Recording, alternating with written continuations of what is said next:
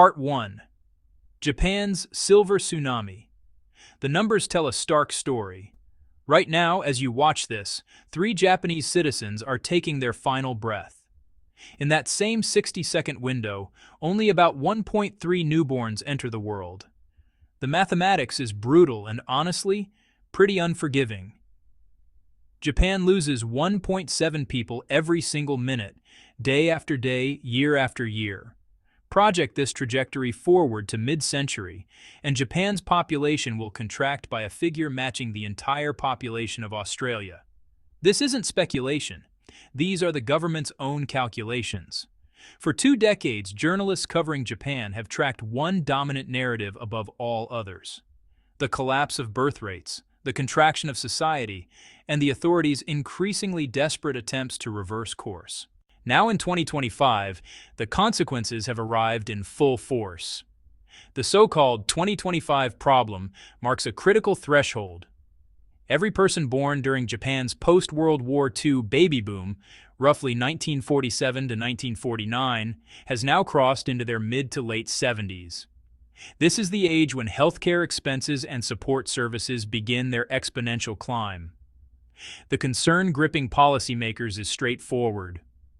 Japan's current workforce and the generations behind them are just too few in number to shoulder the financial weight of the healthcare, pension, and welfare infrastructure the nation has built over decades. But what exactly triggered this crisis? And is it even accurate to frame the situation as a problem? Japan's total fertility rate, the metric measuring average births per woman across reproductive years, has lingered near rock bottom for approximately 70 years. Recently hovering around 1.2 children per woman, it falls well short of the 2.1 replacement rate needed to maintain stable population numbers. South Korea has plunged even deeper in recent years, dropping to roughly 0.7, though this decline happened far more recently. What distinguishes Japan is the long runway.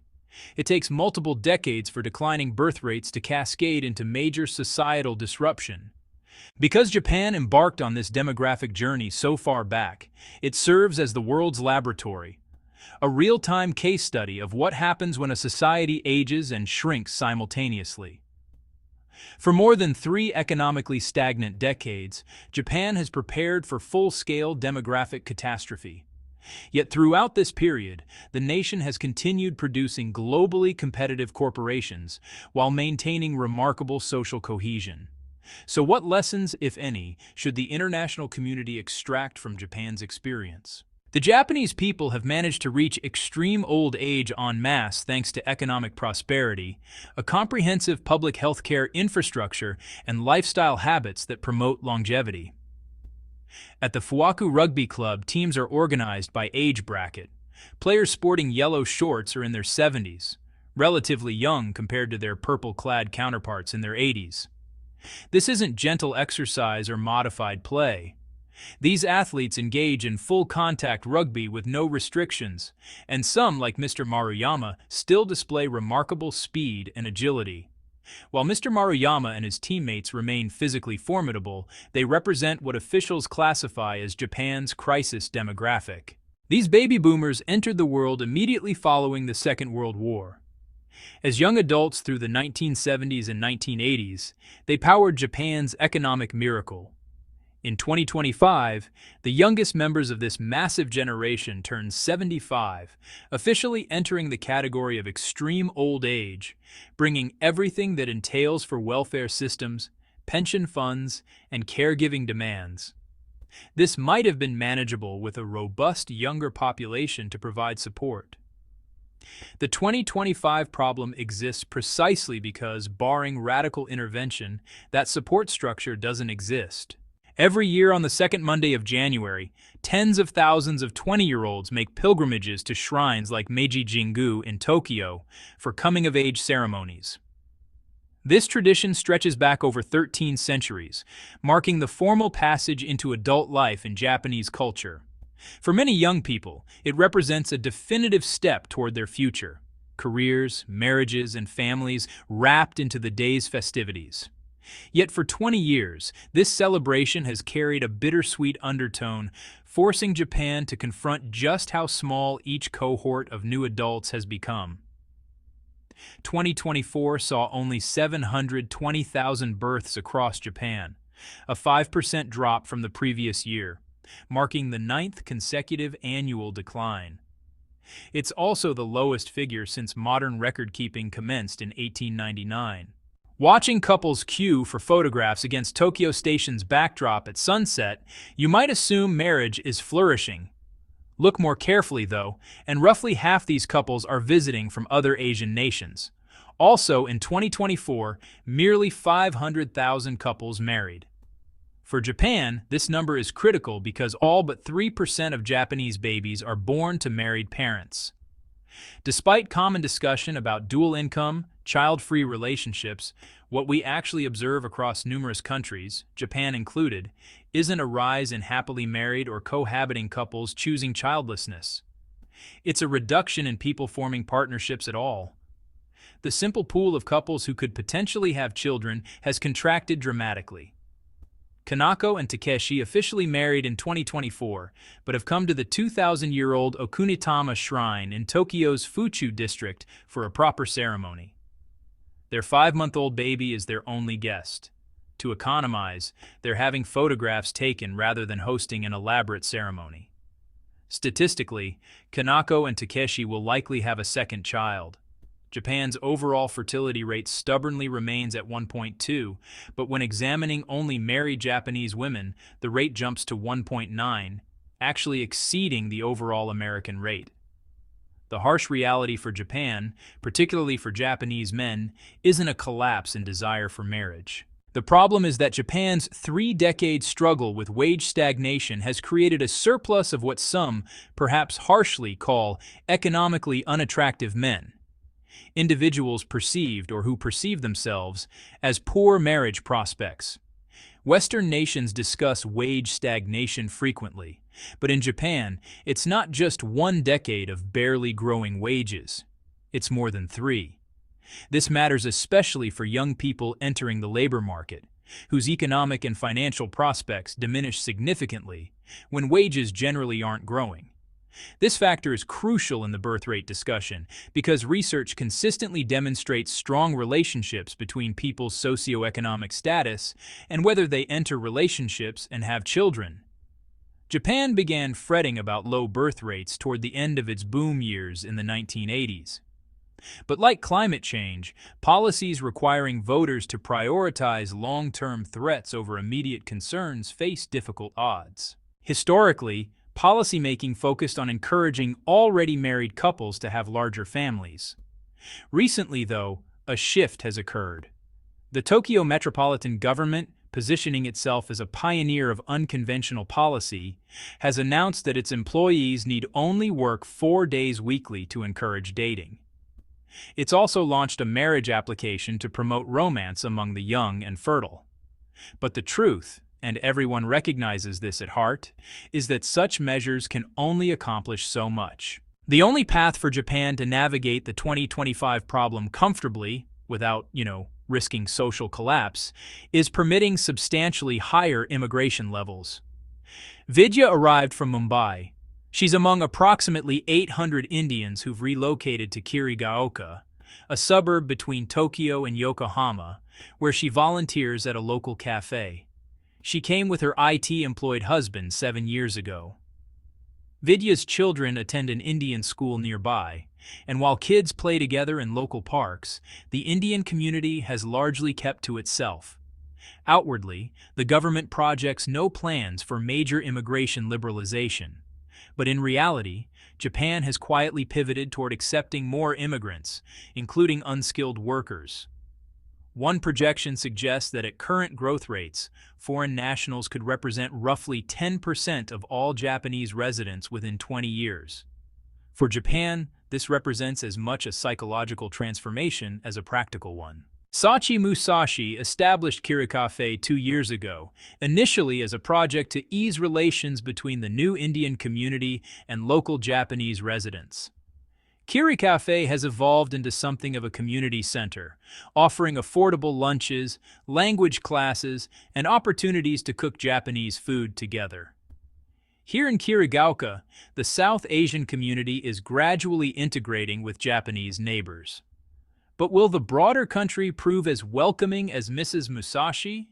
Especially when immigrants aren't highly educated IT specialists, but lower-skilled workers in construction, care facilities, and retail? Japan has opened up to immigration in recent years, but levels remain substantially below Western norms. Recent data shows fewer than 5% of people in Japan were born overseas, compared to figures exceeding 15% in the UK, US, and Germany. If immigration remains comparatively limited and marriage and childbirth never rebound, Japan faces a potentially painful extended old age. The country's infrastructure confronts unprecedented strain. Extreme old age means Japan needs more nursing facilities, improved hospitals, additional caregivers, and more funding to support all this simply to maintain current living standards. It's a massive challenge, even after years of knowing the 2025 problem was approaching. Over the past 45 years, Japanese government spending on pensions and elderly support has skyrocketed, now equivalent to approximately 10% of GDP. This has climbed from significantly below the average for high-income nations to significantly higher. But there are other ways of measuring an elderly population's cost, including innovation rates. Patent grants to Japanese researchers have fallen significantly alongside the declining working-age population. While Japan has coped with consequences as a nation, businesses must determine how to profit from it. As any parent knows, diapers are essential products during a child's first years. Unicharm sells products globally, but in its home market has shifted focus from babies to the elderly. Everywhere, aging represents major business opportunity. But in Japan, where 30% of the population sits above retirement age, it's massive opportunity.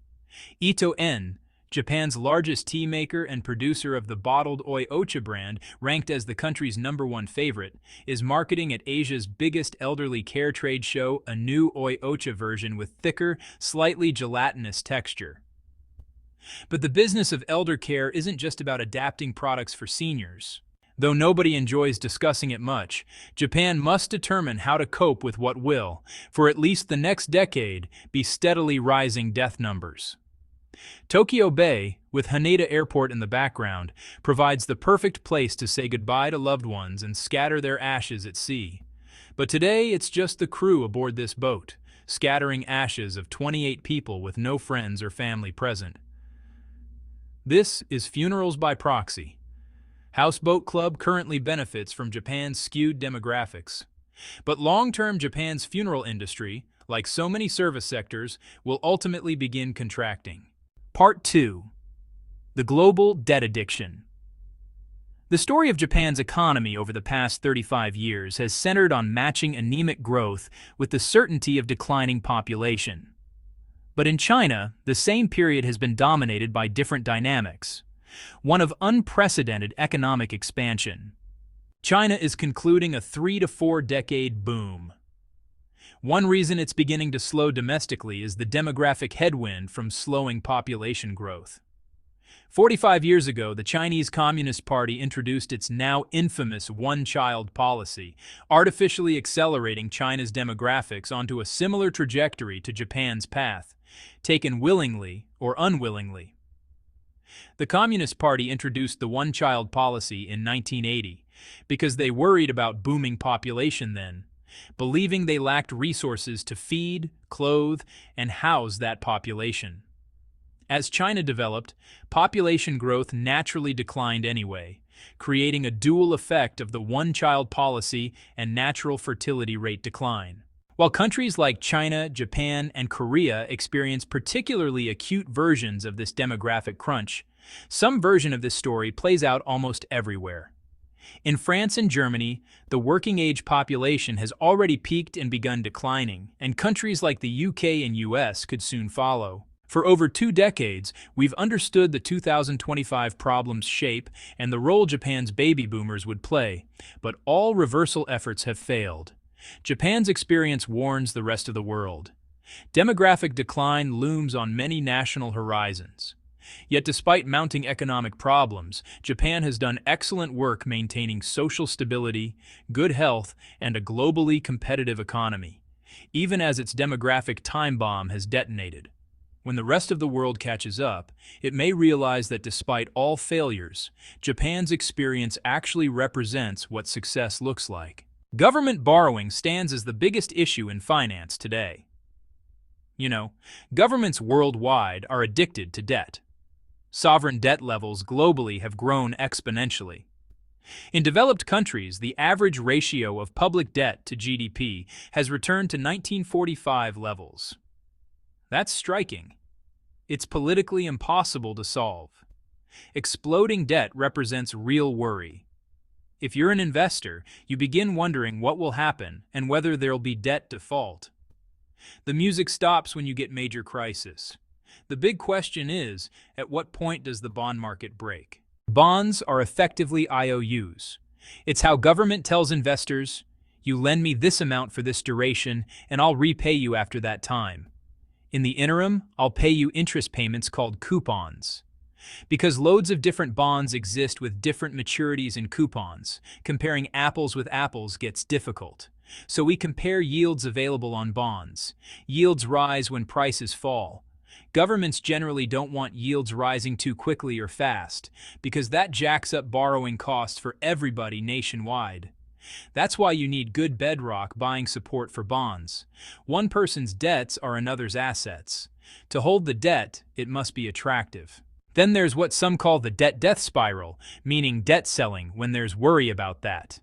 People have been warning this is getting out of control. That drumbeat is definitely louder now. We've seen odd episodes where it looked like investors were saying they're not buying more bonds. That's when people get really jumpy. Karen Ward, chief market strategist at JP Morgan Asset Management, notes government borrowing levels are certainly among top questions she gets from clients today. Government debt is supposed to be our safe haven asset, the bedrock of our portfolio, the boring bit. Greg Peters, co-chief investment officer of PGIM Fixed Income, worries about inflation from a bond investing standpoint. Inflation rising is so difficult from an overall portfolio standpoint to protect yourself. Bonds hate inflation. It's like kryptonite for them because it eats into their returns. In a world where we're also met with inflation shocks, the role of government bonds as that safe haven diversifier many investors seek isn't quite so clear. There are times when increased debt is completely justified. Wars or preparing for wars or COVID. These are cases requiring more spending. What we've seen in many countries isn't that. It's basically just tomorrow is another day type behavior. The world has been addicted to debt because debt has been free. We're emerging from this zero negative interest rate world where there's been nothing but encouragement to take on more debt. Stephanie Kelton, professor of economics at Stony Brook University, polls audiences before speaking, asking how many think we should reduce budget deficits. Almost every hand rises. How many worry about national debt?